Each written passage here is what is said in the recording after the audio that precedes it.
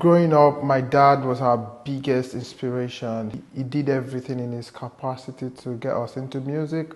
We tried several instruments. We tried a drum set. We'll go to church every Saturday to learn how to play the drum set. But I could remember vividly, our legs was not touching the pedal, so we said, you know what, this is not for us. He bought us a keyboard, a very small toy keyboard at home. It would literally chase us to go and start rehearsing, and we're not getting the feel of it. One of our big sister would come to school in Ilorin. Her name is Sister Martha, so she came in with the trumpet. She dropped it on the dining table, and we saw it and we're like, wait a minute, is that not what we used to see in the brigade practices and stuff? We were so intrigued by it. Without permission, we picked it up and we produced the sound, and she was like, no way that's happening. When everybody was like, must you guys touch everything? And she was saying that part of, no, for us to be able to produce a sound, there must be more to it. And she literally just offered us, do you want to learn how to play? And when we went to our dad, and Dad saw it like, no, this guy's coming to ask for how to play the trumpet when I've been trying to get them to play the keyboard and the drums. Why not?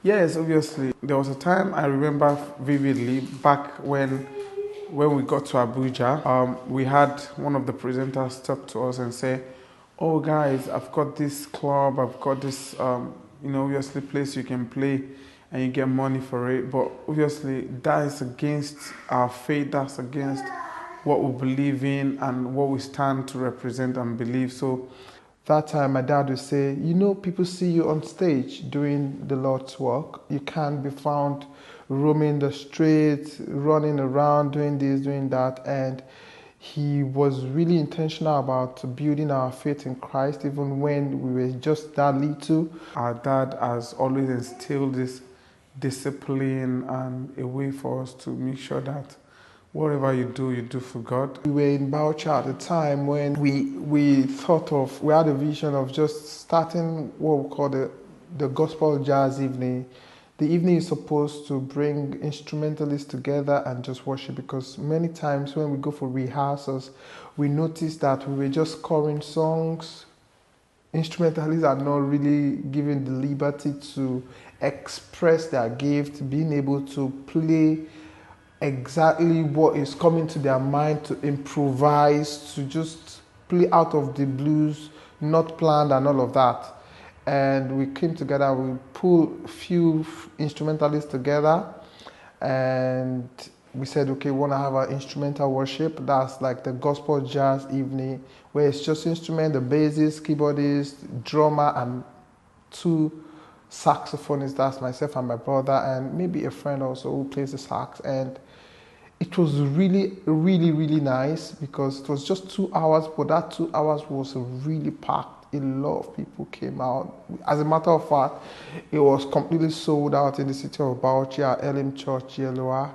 And ever since then, we've always wanted that evening where instrumentalists just come around, play the instrument, and people just, get lost in worship, and nobody is giving, this is what you should play.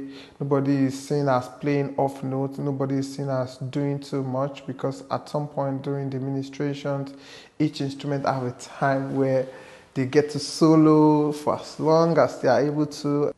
After Bauchi in 2014, we moved off because we were schooling in Bauchi at the time.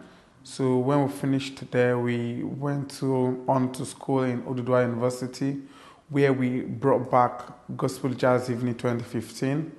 And the one I would say is significant was when we first had our international break, where we had, for the 2015 Gospel Jazz Evening Africa in Oduduwa University, we had a Ghanaian jazz artist, Kwame Jr., who came all the way from Ghana to attend that event.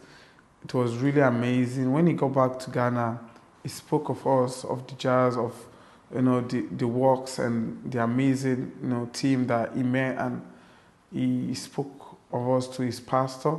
and his pastor was happy to host the next Gospel Jazz Evening Africa. So at the point, it was not Gospel Jazz Evening Africa, but as we had that break to Ghana, we obviously extended the name. Then we now had Gospel Jazz Evening Africa, where we now went to, in 2016, we had our very first Gospel Jazz Evening Africa live in Ghana, and it was amazing, like really amazing. That was our first international event.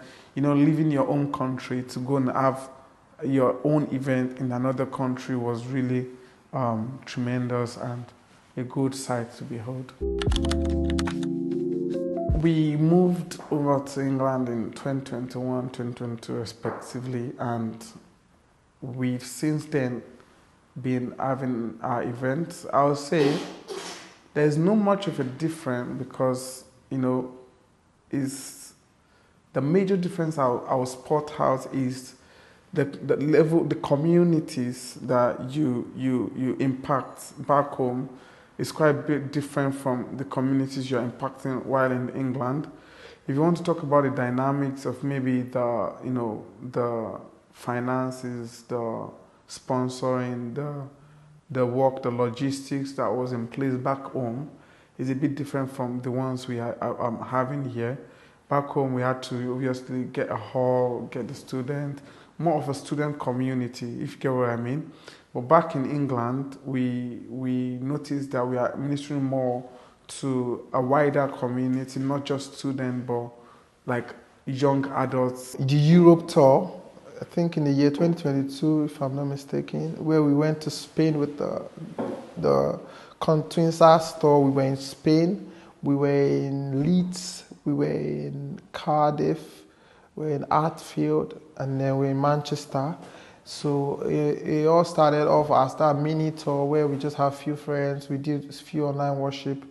And then that same year, we had the first gratitude concert in Cardiff, where I schooled. I schooled in the University of South Wales, Pharmaceutical Chemistry, MSc, and that edition featured the most respected, renowned gospel saxophonist, Mike Aremu, in Cardiff. He was with us all through, really enjoyed himself, was really supportive, and up till now still supporting, you know. And the concert has grew to the extent that every year we have it in Oduduwa University campus.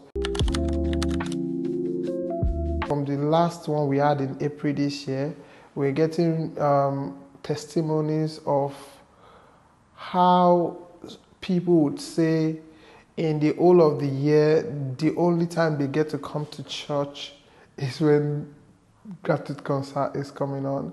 And those people gave their life to Christ, were assigned to churches on campus, fellowships on campus where they are being mentored.